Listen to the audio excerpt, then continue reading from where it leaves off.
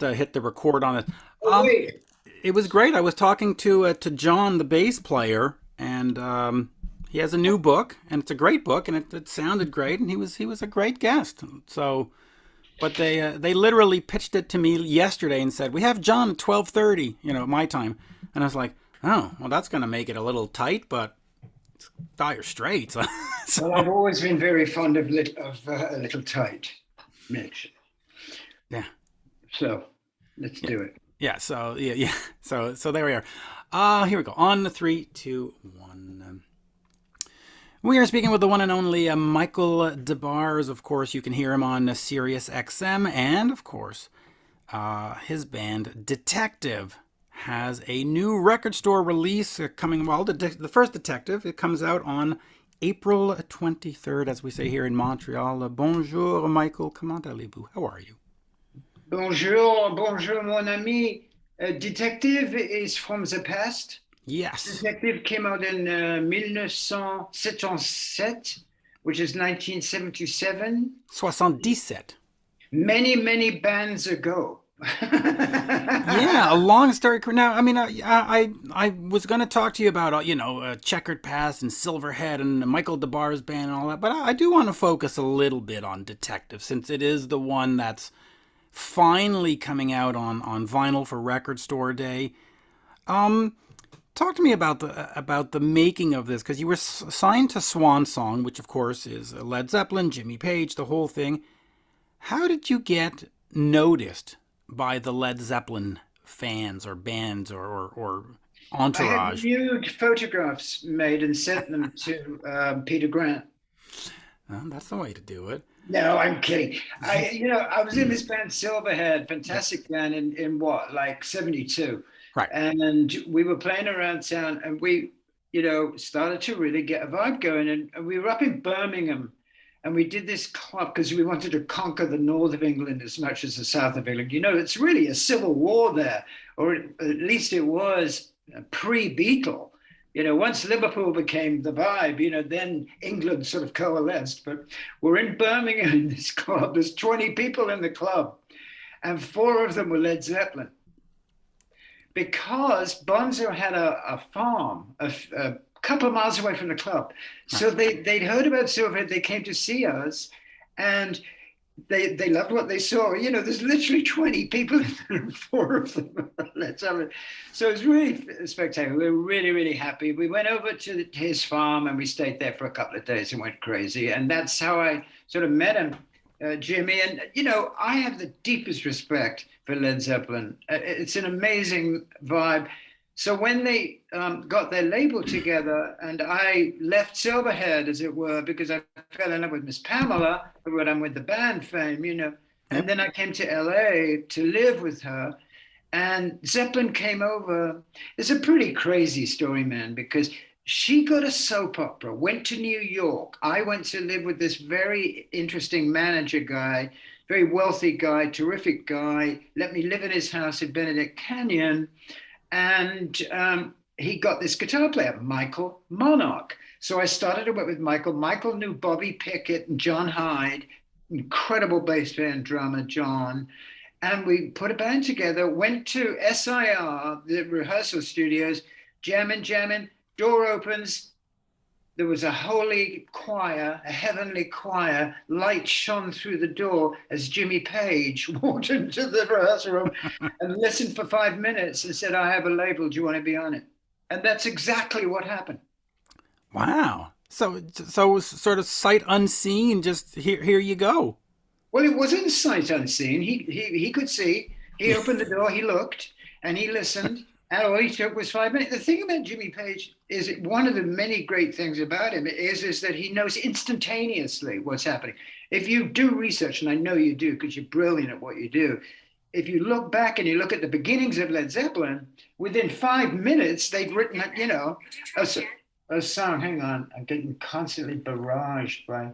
It's fun. And by the way, I actually interviewed John Bonham's sister yesterday, Deborah Bonham, Wow, which because that's terrific. yeah, she's got her own little project going on with the guitarist of Paul Rogers' band, and it's just like, wow. I just interviewed Paul Rogers a few days ago myself. Oh, I have wow. a new program on Sirius XM called Underground After Dark. I interviewed Paul, which was staggering, and his beautiful wife Cynthia, and Stevie Van Zandt was in on it too. But let's stick to this crazy story because Jimmy walks in 5 minutes later.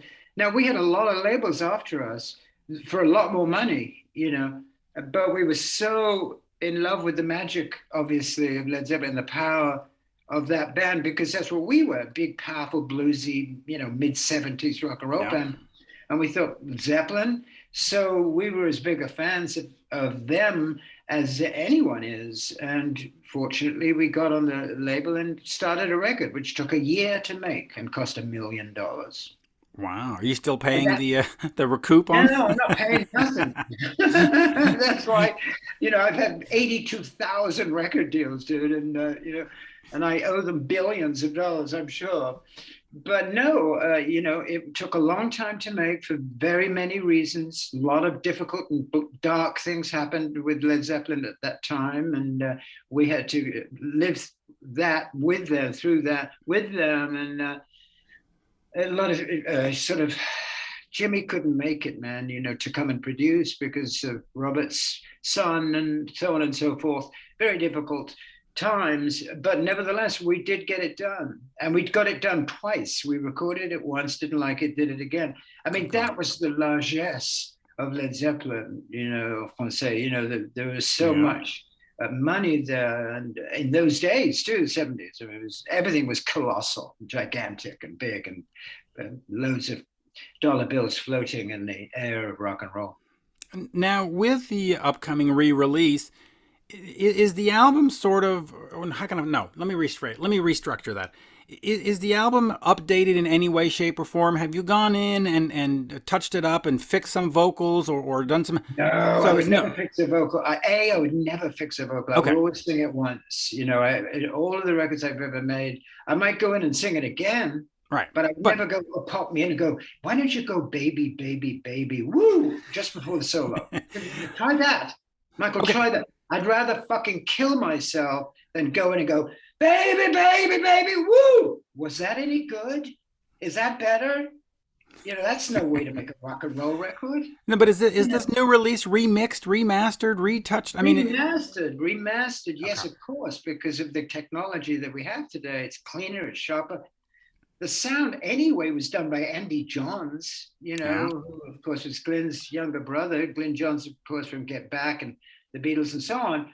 Andy, Exile on Main Street, Yes Please, and he did Detective. So we had no problems getting a great sound.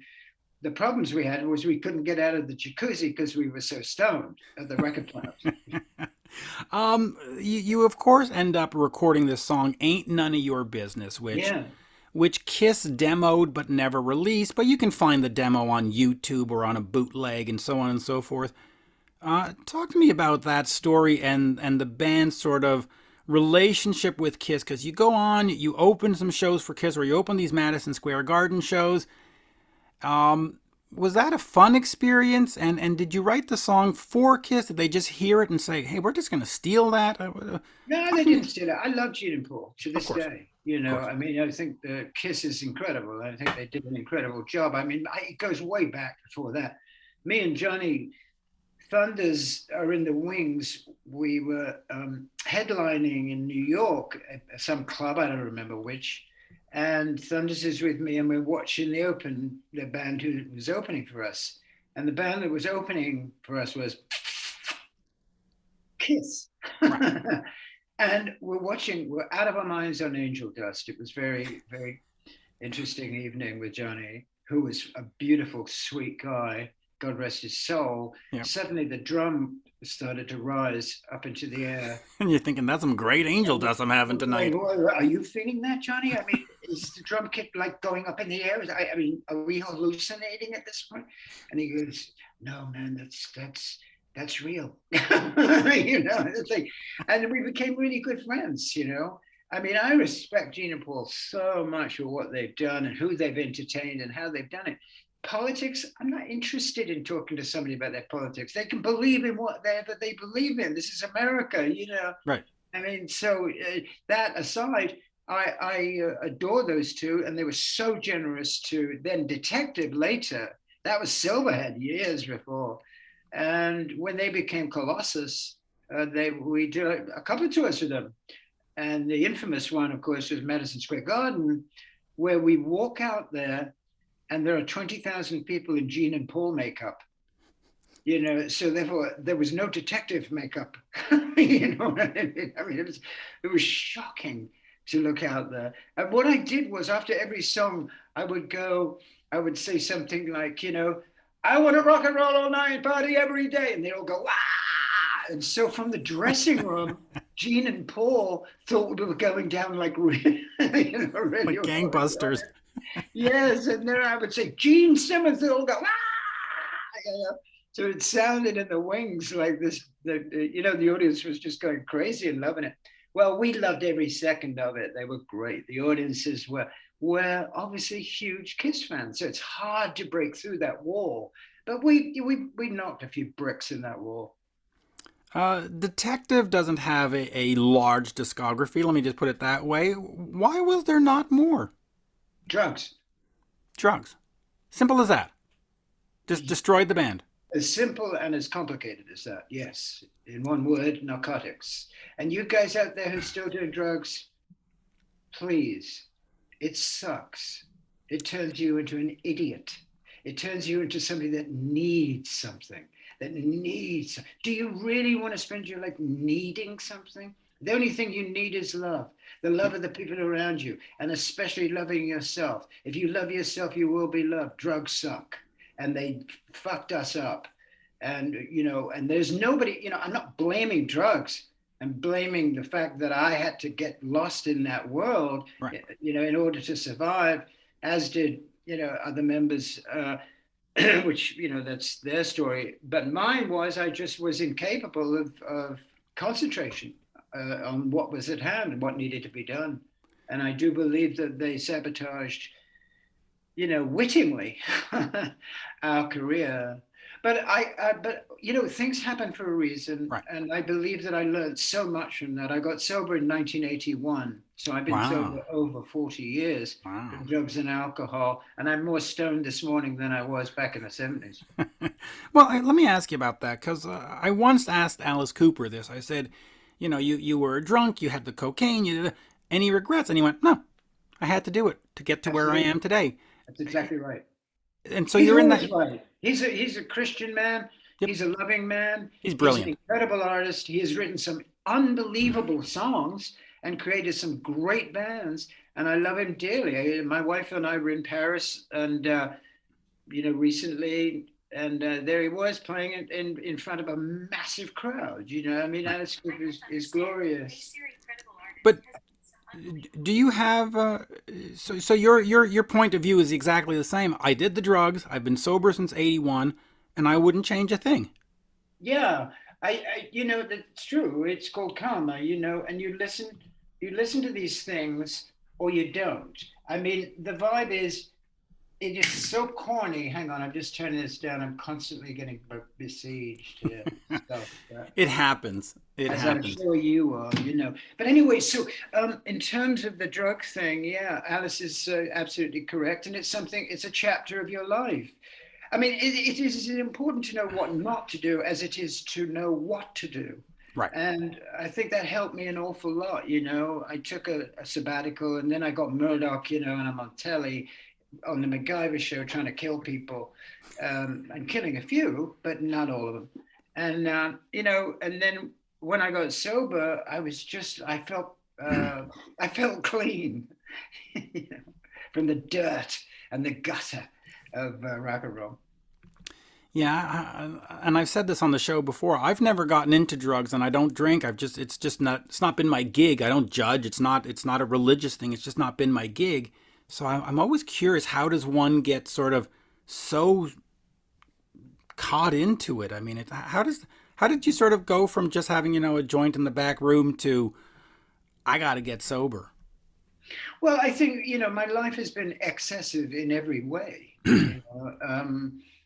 3 marriages, etc. Or, 62,000 record deals. You know what I mean? Everything has been in excess. So if I'm going to do something, I have to go all the way, Otherwise, I feel I'm missing something. If you watch my documentary, Who Do You Want Me to Be on Yeah. Amazon Prime, that's a real indication of somebody who didn't have parents. Right. So there was nobody, I didn't know my mother and father. So there was a real sort of sense of loss. And I always felt that I was searching, reaching, and I would do anything to try and get to wherever I thought I had to be. But the only place you have to be is where you are. Yeah. It doesn't matter. There is nothing else. But I always felt I wanted bigger, better, louder, stronger, sexier, you name it, more colorful, all of those things. I think you just want more and more because it's never enough. When you've had parental love, that's something else. You feel secure. So I suppose essentially it comes from a sense of insecurity. Right. And by the way, Who Do You Want Me to Be is unavailable in Canada. We've got to change that. That's a drag. I don't I know love it why out it there. is. I spent so much time in Vancouver. 20 years I was in Vancouver off and on. Yeah. Doing MacGyver and doing all other TV shows. I loved it up in Canada. It's a real drag. But you can get it at michaeldebar.bigcartel.com, Ooh. and I can autograph it for you. It's on Blu-ray, etc., if you want to get it. But oh, I'd love you all I'd to love to see see it it. up here. Since you mentioned, of course, Murdoch, quickly talk to me about moving into television and moving into film and away from music for a little bit there. Is it creatively as inspiring? Is it just simply different? Did it sort of save your life having this constant role and constant work, and now you sort of had a purpose rather than sort of floating in the ether? I've never floated in the ether. I can't swim. But I began my career at 8 years old doing commercials for right, Chocolate Bar in England. At 16 years old, I was in drama school for two wow, weeks with Mitch Mitchell, by the way, nice. who says to me one day, "Hey, Michael, let's go down this club. I've got this black geezer. He's amazing. Plays left-handed, wears velvet trousers." And I went down there and my life changed. Yeah, Front row is Townsend, Beck, etc. Eric Clapton. Townsend, Beck, and Hendrix all in one room. Hey, Yeah, and everybody else, Peter Green, and the next day they all went out and had their hair permed. But that's another story. So to answer your question, I didn't start in music. I started as an actor. gotcha. 16 years old, I'm into So With Love with Sidney Poitier and Lulu and all of that. And that was amazing.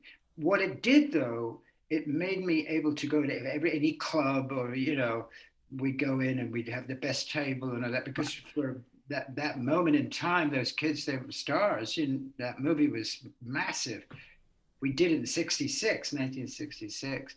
And so in 1967, I saw every band, the Yardbirds, John Mayall, Alexis Cornet, all of it, Manfred Mann, all the great bands I saw in clubs and Wow, stuff. I even saw the Beatles, because wow, the BBC came to our drama school and said, we need 6 kids to film going to see the Beatles and leaving the show. So I was one of those kids. And they did the NME, the NME, New Musical Express, British pop paper. And they would put it on this festival where you'd see Dusty Springfield, the Nashville Teens, etc., and the Beatles. That's how I saw the Beatles, which was obviously another, mountaintop, Ten Commandments. What? This is unbelievable. Of course, I listen to the music, but to see them and hear them and feel them, and the people, the audience, it really blew my mind. And I went, "Can I have some of that, please, God? Can I have a piece of this?" So then I got out of drama school. I was doing a nude musical in London called The Dirtiest Show in Town. I'm not kidding. And Andrew Lloyd Webber came to it, and I sang in it. And he called my agent. He said, "I want a meeting with him. I would like to have a meeting with that Michael Desbarres." And boom, I met with him, and he said, "You should be a recording artist." And I recorded the demos for Jesus Christ Superstar for Judas, which Ian Gillan ended up doing. yeah. And he got me a record deal, and I became a singer. Wow. Do you have a preference between the two, though? Do you prefer Oh to be a God, singer, no, or do you prefer to no, be no, a? no. There's no preferences. All it is doing what you love. It could be anything.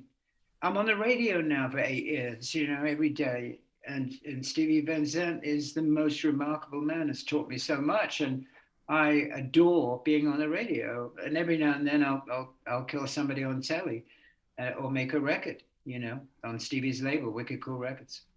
Yeah. Well, tell Stevie that I need a record, a radio show. Ah, kidding. No, Live you're Aid. not. No, you're not. Well, no, but listen. It's one of the great stations in the world, if not the greatest radio station. I'm not kidding.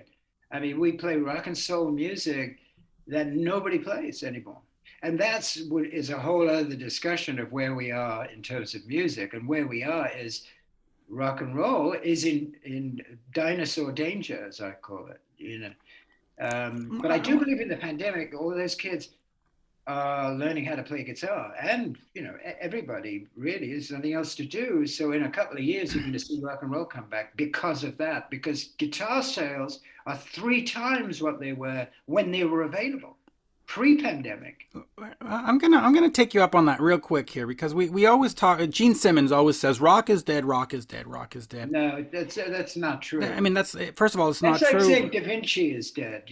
Once it's arrived and been here in a culture, you cannot say that. I mean, indisputably, and I would love to discuss that with Gene, rock is not dead at all. No, Rock is sleeping and will be awoken. And there will be a reincarnation of guitar, bass, drums, and vocalists with a fucking tambourine. And I can see it as clearly as I can see you on but this computer. But has it not simply evolved? I mean, and I'm going to take it back to quickly to the jazz age in the 1920s. Jazz was everything; it was everywhere, and then it sort of vanished. And now you have, the Newport Jazz Festival and the Montreal Jazz Festival and this Jazz Festival. Is rock not in that sort of position now where Uh, we're the new jazz? Uh, I suppose so. I mean, it's almost like saying, okay, so we had Da Vinci, and now we have Picasso, and then suddenly we have Andy Warhol. Now, what would you describe that? What one word with 3 letters would you describe that as? Progress? Art. Well, art. Yeah. So rock and roll is an art. It doesn't have to be in stadiums all over the world No. to be comprehensively understood and enjoyed. Will it ride the heights of Beatles? No, there'll never be that. And I say that No. even with some kind of, perhaps there would be somebody that would change the world like John Paul, George, and Ringo. I don't know, you know, but it would probably be, the Elon Musk band or something. Space Sex would be the title of their first album. But I mean, it's just I don't agree with him on that. But he's a guy of black or white. Yeah. He's a black and white guy. But he's He's not. also very Hence smart. the He knows makeup. that by saying that 5 years later, we're still talking about that quote, which is smart. Well, I'm not. But yes, it's very much part of his persona. Yeah. It's very difficult to read him because he's a very clever man. He's a very clever man. There's a reason he's a billionaire, and it's not just because of the creation of Kiss, which I adored and still do. And it's funny, kind of ironic that they still sell out stadiums, and he's saying that rock is dead. Does that mean he's dead? That's a good point. And yeah, so let me just we'll finish on this then. The Power Station, of course, you do Live Aid. Talk to me about that moment and having that because people want to see Robert Palmer and they see you and you're there and you deliver like you never delivered before. What a staggering moment in your career, right? It really was. It was an amazing vibe. I mean, it really was an amazing situation I was on holiday. I was with Don Johnson. He was making a movie, and I went down to see him. And Obsession, I'd written Obsession with Holly Knight. It was #1 all over the world. And I went to take a break from it all. And then I got this call, saying, come to New York. There's a band needs a singer. I said, what are you talking about? What band? And he said, I can't tell you. I said, oh, how interesting. And I said, give me a limo at JFK. and I'll come and a first class ticket. And they did. And I got to this building. I went up to the 14th floor. I go through the door. It's John Taylor and Tony Thompson, John Taylor Duran, Tony Thompson, brilliant drummer, obviously, as you're aware, with Nile Yeah. Rodgers and so on. And they looked extremely depressed. And they said, well, look, Robert didn't, I've known Robert Palmer 10 years before I joined the power station. And in 3 days, I rehearsed 30 songs and we went Jesus. out and did live things. The first gig and and then did it for the next 6 months. It was the most amazing film. It was so unbelievably huge, the whole thing, that I didn't even see it. I minimalized it as Mick Jagger, as Tina Turner, as Bob Dylan, Ronnie Wood, everybody.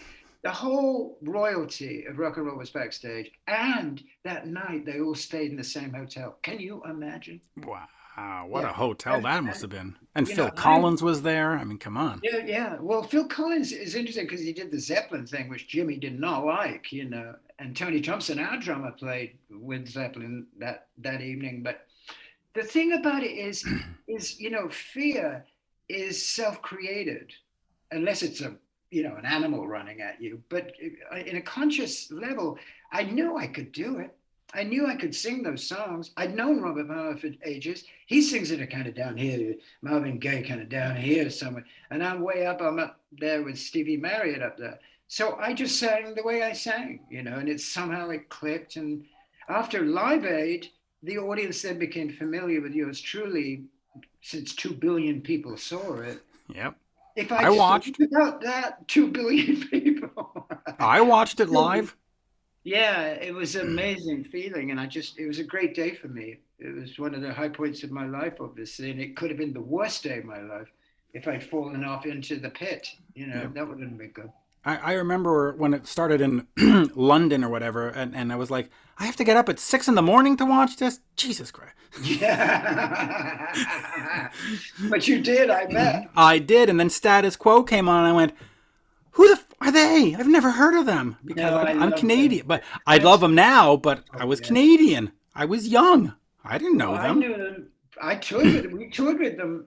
Francis Rossi was a god Yep. in England at that time, and one of the greatest singers, clever, simple, sexy, brilliant Yep. rock and roll music, and that's what I love, and that's what I think will happen again. You're going to get a new Francis Rossi, and a Absolutely. new, and that's a beautiful thing, man. Rock and roll forever. Yeah, terrific band, but I was 17 and I was Canadian, so I have an excuse for not knowing them back Yeah, then.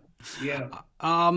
There we go. Detective out on April 23rd, Record Store Day, as we say in Montreal. Merci, Monsieur Debar. Always a pleasure. We've done this before, and I look forward to doing it again. Thank you so much, Detective. You guys check it out. This album, really proud of it, and I'm so glad it's getting a reincarnation, a second chance, because it really is a great record, and I can say that from a distance. And literally, it's decades, and I hadn't listened to it in decades, and I listened to it in these last few weeks of this extraordinary event on Org Records. It's coming out, and we would be so delighted. It's silver vinyl on top of Wow. everything else. So please enjoy the record and let me know how you feel on Twitter or Instagram and all of those things. Listen to my radio show, Little Steven's Underground Garage on Sirius XM Channel 21. Thank you so much for this interview. I love talking with you.